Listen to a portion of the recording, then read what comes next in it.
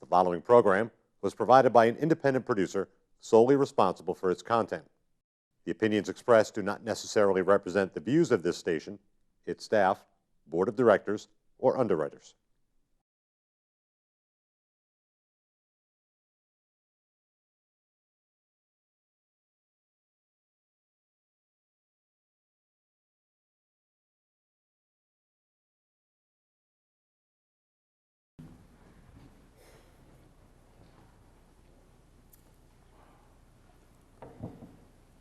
So as I mentioned, friends, it's a pleasure to be with you here and to bring to you the body of Saint Maria Goretti, who is known the world over as the little saint of great mercy.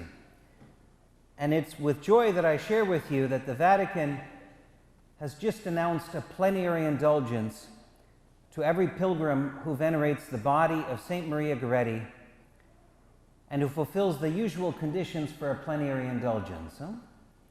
Sacramental confession, which can be received up to 7 days prior to today or 7 days after. Reception of Holy Communion, likewise, which could be received, any communion received 7 days prior or any communion received 7 days after today, should you not be disposed to receive communion at today's liturgy.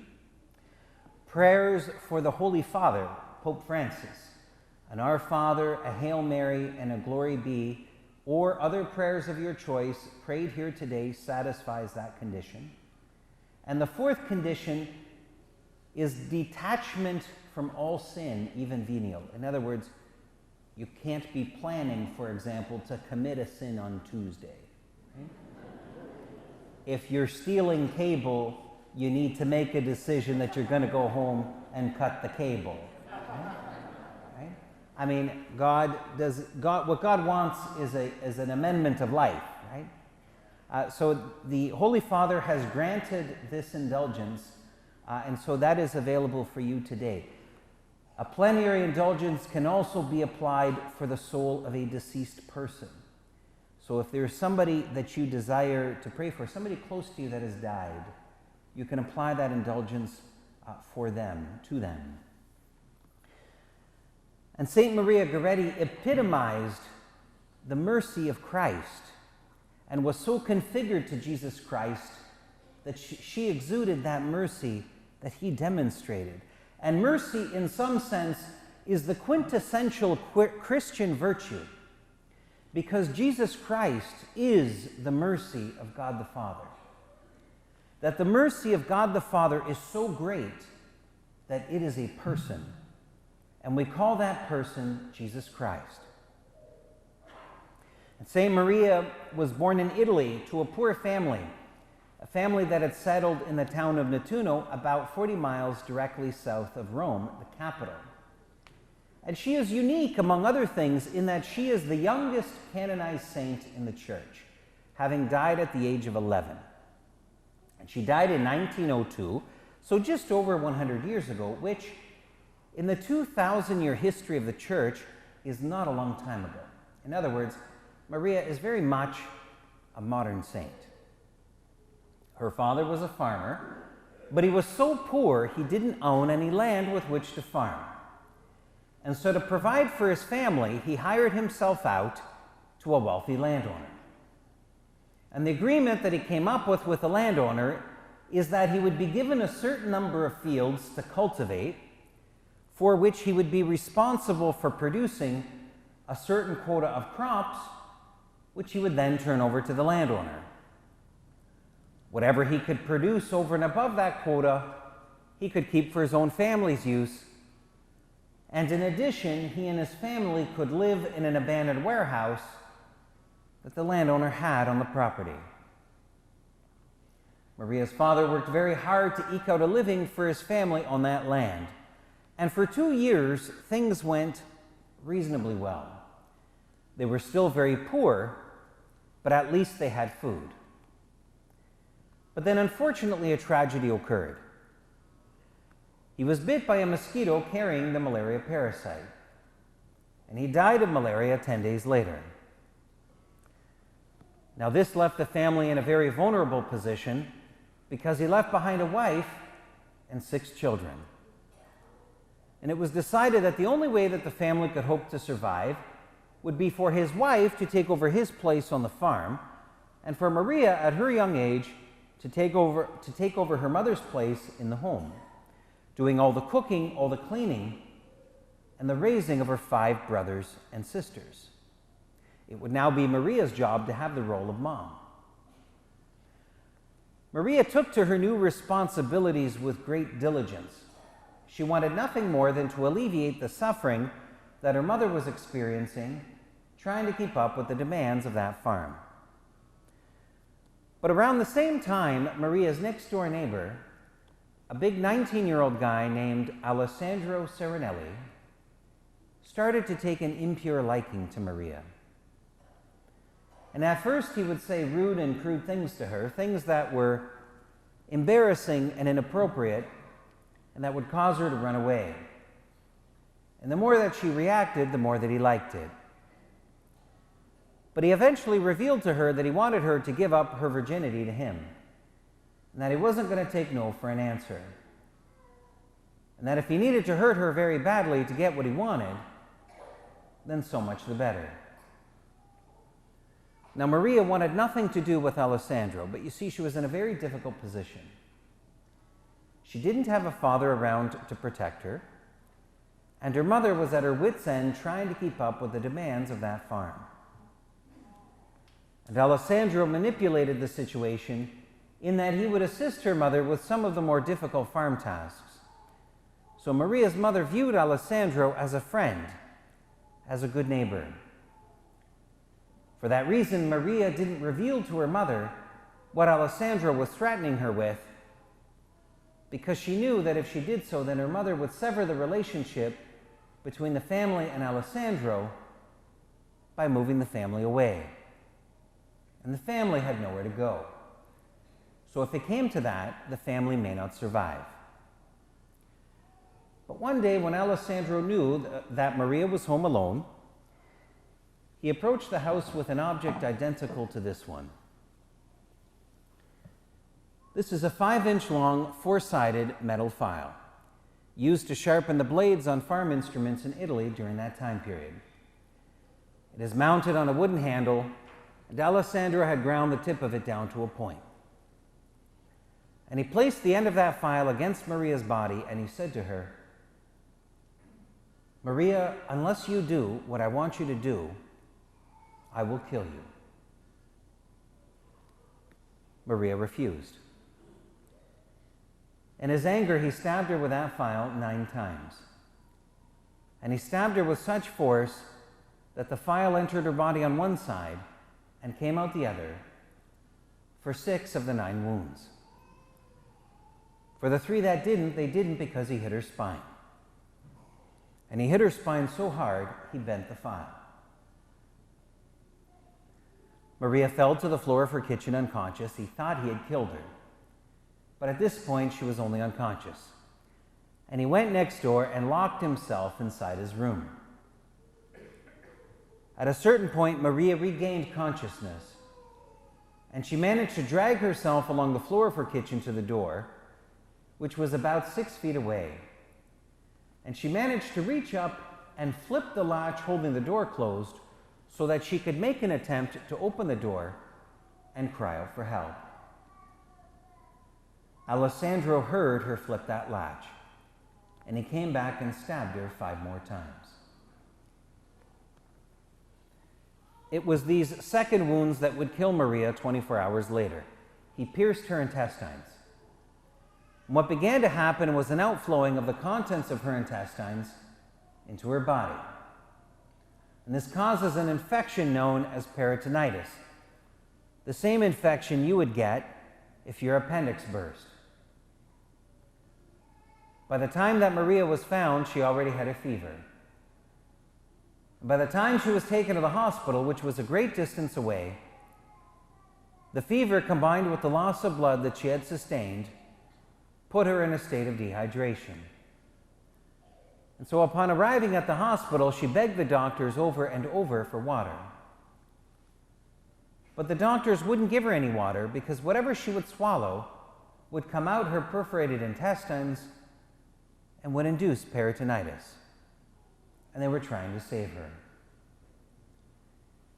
It was her parish priest who had been called to the hospital that posed this question to Maria. He asked her, "Maria, our Lord from the cross also begged for water, but no one gave him any. Will you also offer up your thirst for sinners?" And she replied, "Yes, Father, I will." And she never asked for anything again. They performed surgery on her, and because she had lost so much blood, they didn't give her any anesthetic. They didn't think that her heart was strong enough. They thought that if she were to be given anesthetic, that would induce cardiac arrest. And so throughout that surgery, in which they enlarged every one of Maria's wounds so that they could suture her internally, Maria felt every movement of the surgeon's blade and hands. Throughout that surgery, Maria never cried out and never complained once. She offered everything up for the salvation of sinners. When they were done the surgery, the internal bleeding continued, and so it was clear Maria would not survive. But before she died, she said these words: "I forgive Alessandro Serenelli, and I want him with me in heaven forever." She died. Alessandro, for his part, was taken to trial, at which he pleaded innocence. He said he was defending himself from the attack of Maria Goretti. And just as you don't believe him, neither did the judge. And he was sentenced to 30 years in prison. And it is said Alessandro Serenelli went to prison the most angry man on earth. He blamed Maria for everything and kept repeating over and over again how, if she had just done what he wanted her to do, that none of this would have happened. And in fact, he was so filled with anger that he couldn't be allowed to mix with the other inmates because he would always cause violence when he was permitted to be around anyone else. And so he was locked in isolation, placed in solitary confinement, separated from every other inmate. And he remained in isolation for 6 years until one night. One night, Maria appeared to him. And she didn't say anything to him, but she appeared in a garden picking 14 white lily flowers. And she handed those flowers to him one by one. Now, the number 14 is significant because it was 14 times that he had stabbed her. So with this gesture, what Maria is saying to him is, "I forgive you." Well, that act of forgiveness, that act of love, filled Alessandro with light and with the Holy Spirit. And he immediately became contrite for what he had done to that little girl. He asked for the local bishop and requested the sacrament of reconciliation, at which he confessed having murdered her. And shortly after that occasion, there were tens of thousands of little prayer cards printed up and distributed all over Italy and Europe. They had an image of Maria Goretti on one side and a prayer asking God to grant her canonization as a saint on the other. One day, there was a construction worker digging at the base of a building in Rome, and from the top of the building, a large stone block fell onto his foot, and it completely crushed his foot, damaging it so badly, shattering every bone within it, that there was nothing that could be done to repair it. All they could do was prepare the man for an amputation they would perform the following morning. But his wife, who had been called to the hospital, placed one of those prayer cards in and amongst his bandaging. The next day, they placed the man on top of the operating table and had the saw ready to begin cutting into his leg. When they unwrapped his foot, they discovered there was absolutely nothing wrong with it. There were no broken bones. There was no bruising. There was not a scratch on that man's foot. There was nothing wrong with that foot. That man got up off the operating table and went right back outside to work. He never missed a single day's work. all because Maria chose to forgive, because she chose to be a saint.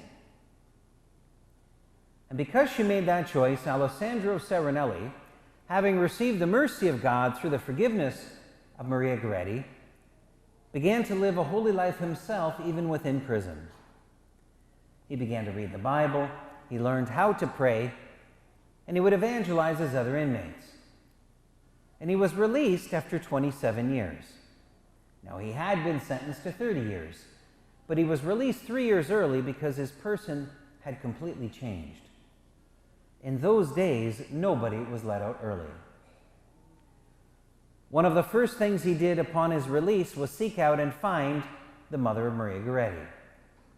He approached the door of her house and he knocked on it. Now, for you to understand what happened next, I have to go back in time slightly. Maria's job in the family, the role that she played, was that of mom. She was in charge of all the domestic responsibilities. But when Maria died, there was no one left able to take her place. And her mother couldn't both look after the responsibilities of the farm and meet the needs of her family. So the same week that Maria Goretti died, her mother had to give up all 5 remaining children to adoption. Alessandro didn't just murder her little girl, he destroyed her family. She never even got to go to Maria's funeral because it was held on one of the last days that she had with her remaining children. 27 years later, there's a knock on her door, and she opens the door. And there she is, face to face with the man that had brought so much misery upon her. He asked her, "Assunta, do you know who I am?" She replied, "Yes, I know who you are." He asked her, "Do you forgive me?" And she replied, "Alessandro, God has forgiven you. Maria has forgiven you. How can I not forgive you?" And she accepted him that day as her own son and adopted him. That was December 24th, 1932, Christmas Eve. And they both went to midnight Christmas Mass together and received Holy Communion side by side. Maria Assunta Goretti and her daughter's murderer, all because Maria chose to forgive. Because she chose to be a saint. And because she made that choice, Maria's mother had the glory and honor of being present at St. Peter's Square when the Holy Father Pope Pius XII proclaimed her little girl a saint and raised her to the glory of the Church's altars. In the history of the Catholic Church, that event has no parallel. Never has a parent been present to witness the canonization of their child, except in the case of Maria Goretti. And on that day in June 1950, over 500,000 people descended upon St. Peter's Square to witness the canonization of this little girl. The largest crowd in the history of the church to that point in time. A crowd so large that for the first time in its history, St. Peter's Basilica, the largest church in the world, could not be used for a canonization mass because it was too small. And so Maria's canonization was the first one to occur outside in the open air of the square. And because Maria made that choice that she did, Alessandro Serenelli went on to live a very holy life himself. In fact, I believe he too one day will be canonized a saint.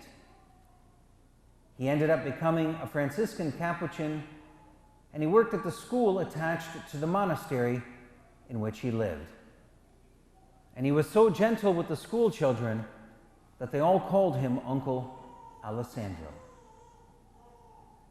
But this story would not turn out this way. This story would not have the happy ending that it does had Maria not made that very difficult choice that she did. Had she not chosen to forgive. Had she not chosen to be a saint. You see, nobody in the world would have blamed Maria for not forgiving Alessandro. Who would blame her? He wanted to do ugly things to her, and he attacked her brutally because she wouldn't cooperate. And here's the kicker. He had no repentance in his heart whatsoever. None. He didn't want to be forgiven. But Maria didn't put her faith in a situation. She put her faith in God. And that God whom she loved, she knew, demands the forgiveness of our enemies. And if that's what my God wants from me, she thought, then that's what he's going to get from me. And because she made that choice, that little 11-year-old girl left this world a saint. 4 years ago, I received a phone call in my office. It was from a close friend of mine. He was asking for prayers for his brother, who had been involved in a motorcycle accident. He was riding his motorcycle when a car hit him. When the car impacted him, it broke his shin bone and it ground his leg into the street. And so they had to replace a section of his shin bone. But the worst of it was the gravel and the debris that got pushed into his leg. And the doctors had a terrible time trying to fight off the ensuing infection. And finally, at a certain point, when he had been hospitalized for some time, they said to him, if your leg doesn't begin to change, if the green doesn't go away, we're going to have to amputate your leg. And so that's when his brother called me asking for prayers. And so what I did was I sent the man a letter and I couriered it to him overnight, and I took a prayer card and I touched it to the relics of St. Maria Goretti. And the note I attached with it was as follows. I said to him, Steve, I don't know you and you don't know me, but you're just going to have to trust me on this one. I want you to take this card and tape it to your leg overnight. And so he did so. The following day, when the doctors came in, his leg was now more pink than it was green. It wasn't a dramatic change, but it was enough of a change where they said, if this keeps up, you can keep your leg. And so eventually the infection did go away. And 3 years later, so 1 year ago from right now, he went in for a checkup and they x-rayed his leg. And when the doctor came out with the x-ray in his hand, he asked him, Steve, were you involved in another accident? He said, no. Why do you ask? Because the titanium rod that we put in your leg is snapped in two and it's dislocated. So if the rod is dislocated and it's broken, the question becomes, what is holding up his leg? And so they took him back into the x-ray room and they x-rayed his leg from different angles. And here's what they discovered. The section of bone that he had removed from his shin grew back, which is impossible. It grew back so strongly, it snapped the steel rod and pushed it outside of itself. And there is nothing wrong with his leg today. The only medical attention he needed after that was to go into his leg and remove that steel rod. All because this little girl chose to forgive. Because she chose to be a saint. You see, friends, Maria is not dead. She has never been more alive. And she has taught us that the reason why you were created, that the reason why I was created, is to be a saint. And the only tragedy in life, and there's only one, is if we leave this world not having become a saint. And she has even taught us what it takes to be a saint. It means saying yes to God and to his will in every circumstance and situation. It means putting our faith in God and not in the circumstances and situations in which we find ourselves. And friends, in many ways, Maria Goretti it can be said that she is an American saint, although this is the first time she has ever set foot in America. I mentioned in my story about her that in 1902, when she died, her mother had to give up her 5 siblings to adoption. Her 2 sisters were raised by Franciscan nuns in Italy, but her 3 brothers were sent to America. They were processed at Ellis Island in New York and settled in New Jersey. One brother died tragically shortly upon his arrival, but the two others settled in New Jersey and there raised families. And there are Gorettis throughout the Northeast that are their descendants. In fact, the daughter of her older brother got to meet her aunt for the first time 2 weeks ago in Newark, New Jersey. During the Second World War, Hitler held a grip on Italy. And key to his grip was a line that he had from the city of Rome to the city of Monte Cassino, a great big reinforced military line. The beaches of Anzio and Nettuno. Nettuno is the city in which Maria Goretti was killed. It is the city in which her basilica stands, where her body reposes when it is not traveling. In fact, they used the bell tower from her basilica to guide themselves onto the beach. It was a massive invasion of Allied soldiers, the bulk of which being Americans. When they stormed the beach, however, Hitler's army was able to surround them, and for 2 weeks they took heavy fire. They suffered over 40,000 casualties, and over 8,000 died. There is an American cemetery, an American military cemetery in Nettuno that those 8,000 soldiers are buried in. And in fact, it is the second largest foreign American cemetery in the world. However, the American soldiers were able to break through that line. And they not only liberated Nettuno, they turned northwards and went on and liberated the city of Rome. As the GIs were in Nettuno, in the ensuing occupation, they taught the locals the game of baseball. And baseball caught on and became very popular. In fact, even today, baseball is more popular than even soccer in the city of Nettuno. And the Nettuno Baseball Club has won more national baseball championships in Italy than any other club.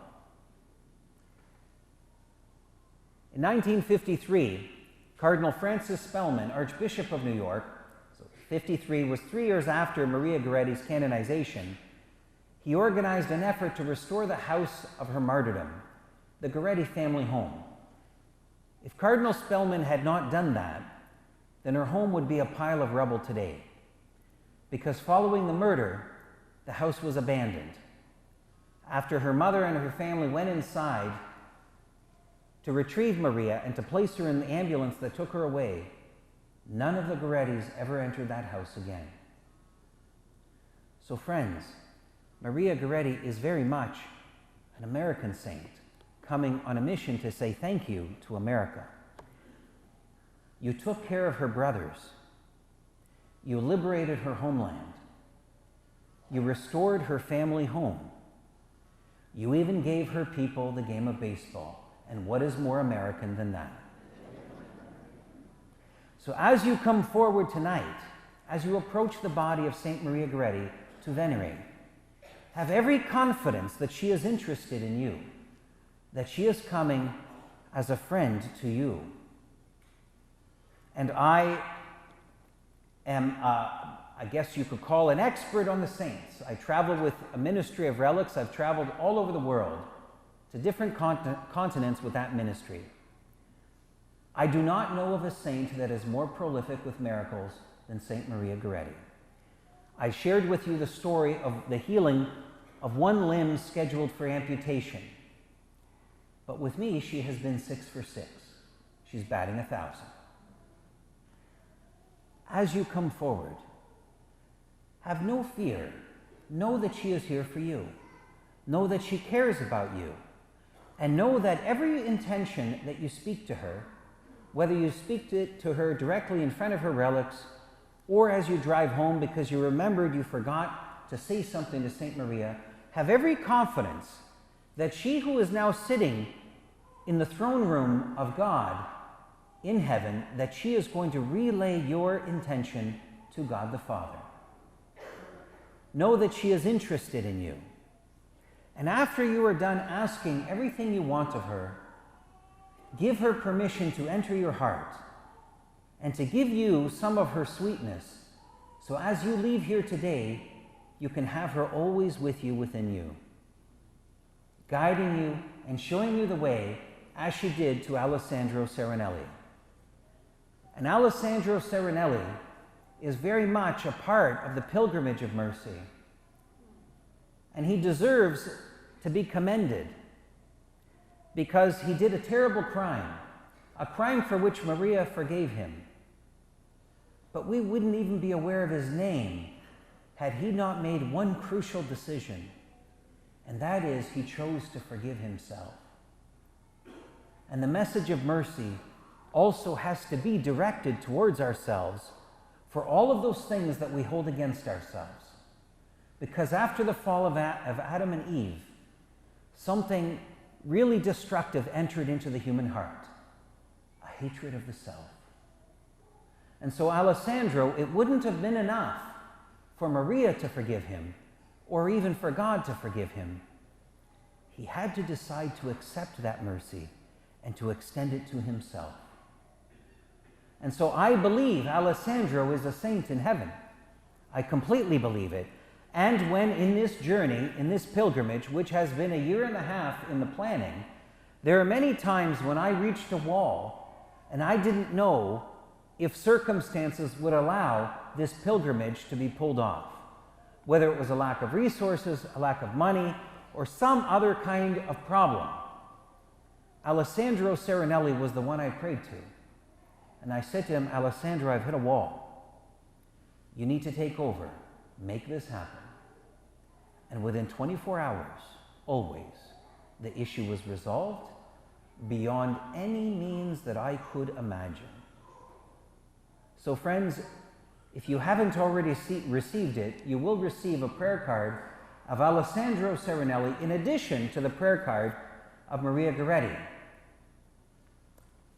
The prayer card of Maria Goretti has been touched to her relics.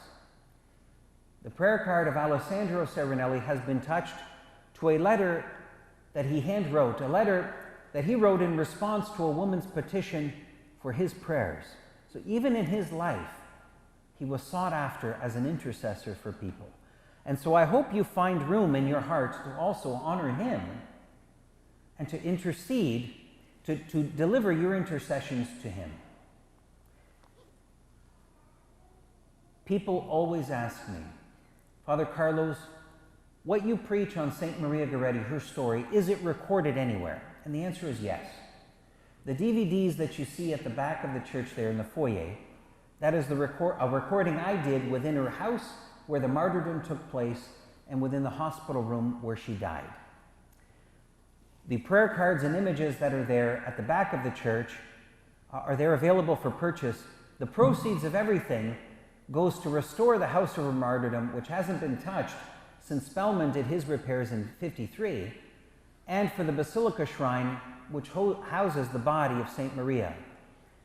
The shrine is badly in need of some maintenance. The climate system there has not been functional for years. It is threatening the state of the body of St. Maria.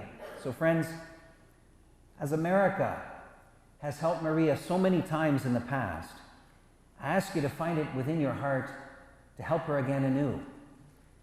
And I assure you, most of all, of her prayers for you. And as you come forward, give her everything in your heart and know that she will speak those intercessions to God the Father on your behalf. May God bless you.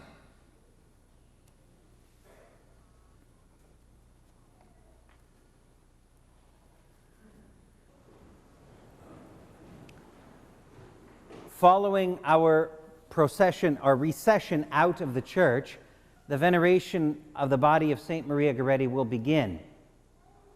I just want to explain what you see in front of you here. Inside the reliquary is a wax statue. Inside the statue, inside the chest, is a silver box in which is contained the skeleton of St. Maria Goretti. The hair on the statue is real hair, but it is not her hair. It is hair from a woman whom she healed of cancer and who donated her hair so that St. Maria's statue could have hair. Following our recession, you're welcome to come forward to venerate the body. And how that is done is in 2 lines coming up the middle, just like for communion. There will be ushers up at the front to guide you, but please don't come down the sides, but rather through the center and then recess through the sides. The church will be opened until 7 a.m. tomorrow morning when the relics will depart. So the church will be opened all night for prayer. And so if you want to come through the evening, you're most welcome to do so. If you wish to make a donation for the repair of St. Maria's Basilica and for the House of her Martyrdom, a check can be made out to Treasures of the Church. We can issue a tax receipt for that as well if your address is on the check. And again, any objects that you bring forward, any objects of devotion, rosaries, holy cards, images like are for sale at the back, anything you touch to the reliquary will become a 3rd-class relic. A 1st-class relic is the body or any part of the body of a saint. 2nd-class relic is anything that the saint personally owned. A 3rd-class relic is anything touched to a 1st or 2nd-class relic. Please stand. What's the reliquary made of? Someone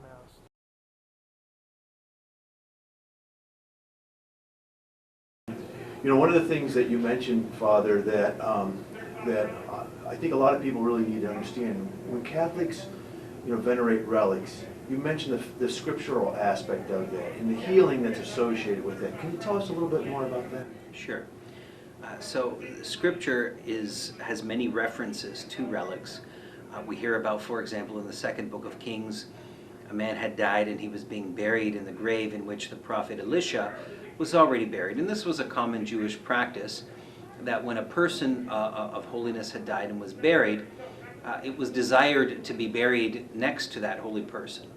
And so the Jews, what they would do is they would have open chambers in the ground, and the dead would be laid on shelves, if you will. So it was an in-ground mausoleum, if you will. And one time, as they were burying a dead man, we're told, in 2 Kings, a band of Moabites was seen coming. Now, the Moabites were brutal people. They were cannibals, among other things. And so when they were around, you didn't want to be around. And so it states that they dropped the dead man's body and went off and hid. But when the man's body came into contact with the bones of the prophet Elisha, which they did so inadvertently, it states he came back to life and rose to his feet. By the time we get to the New Testament, we're told people would touch the hem of Christ's garment, and Mark informs us that as many touched it, they were healed. Now, it's significant because Christ wasn't being touched, but merely his clothing, and that was sufficient for a miracle. We have in the book of Acts, for example, people used to line the streets with the sick so that when Peter walked by, at least his shadow would fall on one or another of them. So what that is informing us is that even Peter's shadow was healing. Also in Acts, we're told people would take their handkerchiefs and aprons, in other words, scraps of cloth, and they would place them on Paul, and then they would place those same cloths on the sick, and it states that their diseases would leave them, and if they had any evil spirits, that they would depart. So what do we do when we venerate a relic? Well, we're certainly not worshiping the relic, and we're not worshiping the saint of whom the relic is a relic. What we're doing is it's ultimately an act of devotion towards God, because that's the final object of our religious faith. Nevertheless, we are honoring those things, those instruments that God uses. And I mean, we do that even in our everyday life. George Washington was a great man. He's the father of the nation. In the Smithsonian, they have there a metal chest that he used in the field of battle, that he used to sit on and keep his personal belongings in. Well, we treasure that. We honor that as a people. We're not worshiping that, and we know that our final object of that respect we give to that object is to George Washington. Nevertheless, we treasure those objects that belong to him. one of the things that you said in your homily, which was just outstanding, was, the message of mercy of St. Maria Goretti.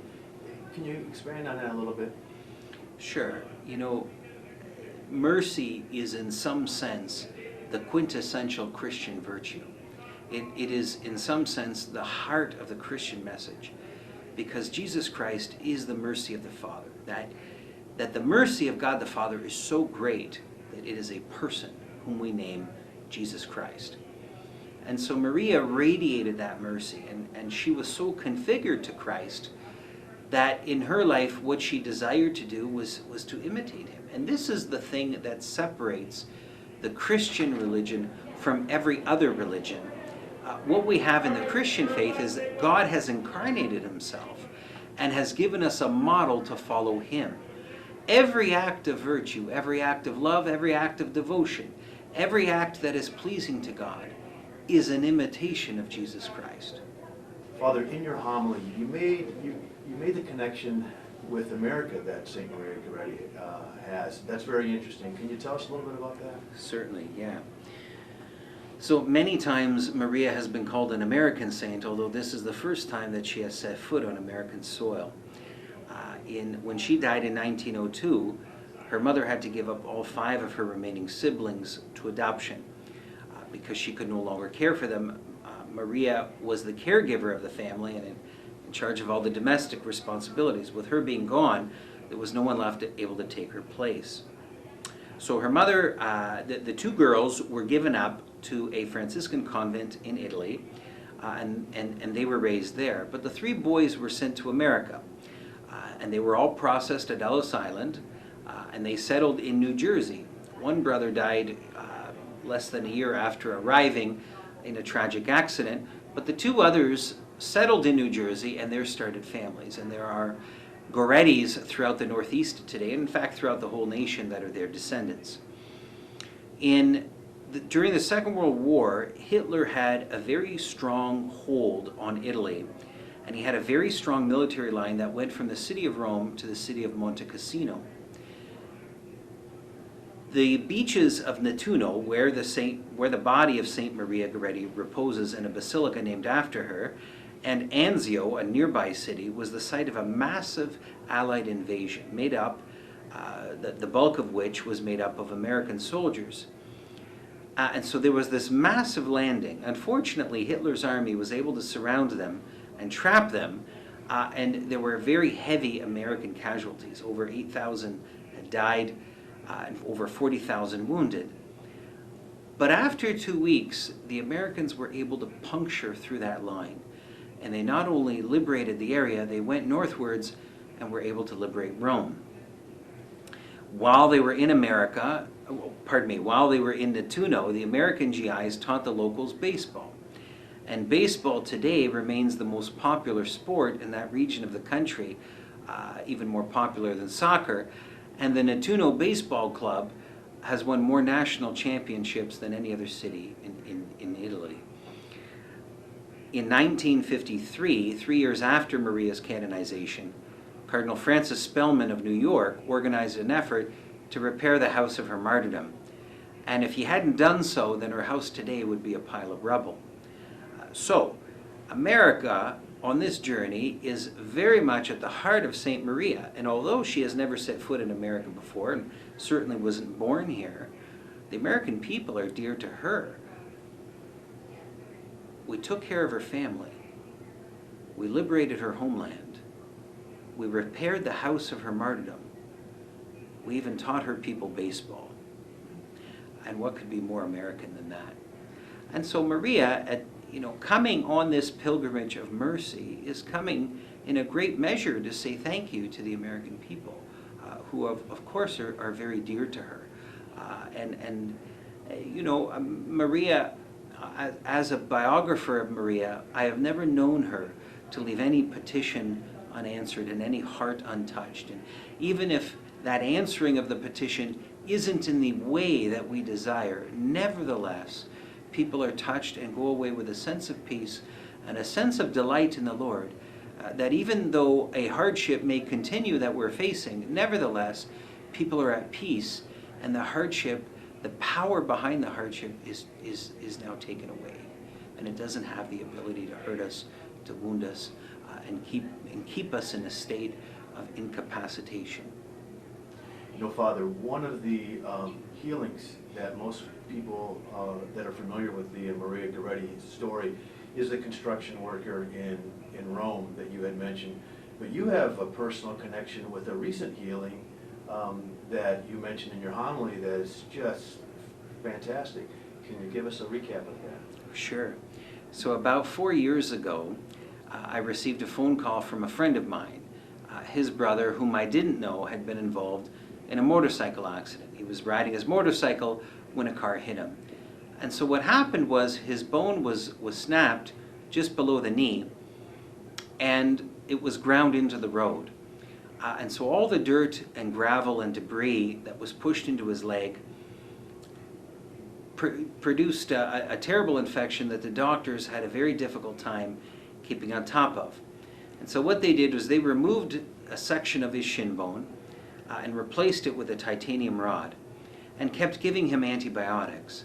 But the infection just wouldn't go away, and at a certain point his leg began to discolor.